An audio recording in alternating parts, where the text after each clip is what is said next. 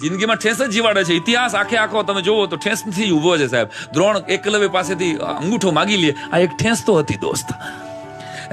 મીરાના હાથમાં કટોરો રાણા થમાવી દે, આ એક ઠેસ તો હતી બોલ. કે અલ્હાબાદના આકાશવાણી સેન્ટર ઉપરથી અમિતાભ બચ્ચન બારો નીકળે, આકાશવાણીના ખાલી સાદા એવા એન્કરના ઇન્ટરવ્યુમાં ફેલ થાય અને પછી નક્કી કરે કે હવે એક જિંદગીમાં આખું દેશ ઓળખે એવું નામનો બનાવવું ને, આ એક ઠેસ અમિતાભ બચ્ચન આપે સાહેબ આપણને. કે 10મા ધોરણમાં 3 વખત નપાસ થયા પછી દુનિયાના એક દેશે મને જોવા પડે આવી પ્રતિજ્ઞા સાથે જે આવે ને, એ પૂજ્ય મોરારી બાપુ ભલા માણસ બને, યાદ રાખો. તો એટલું જ મારું કહેવાનું છે દોસ્ત, ઠેસ થી ફાટી ન પડવું. ગમે એવી માણસની ઠેસ હોય કે માર્કશીટની હશે.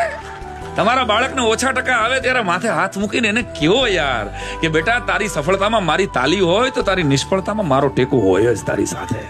તું મારું સંતાન છો યાર. It's okay to be average. બધું જરૂર બધા 98% વાળા થાશું તો જાશું ક્યાં?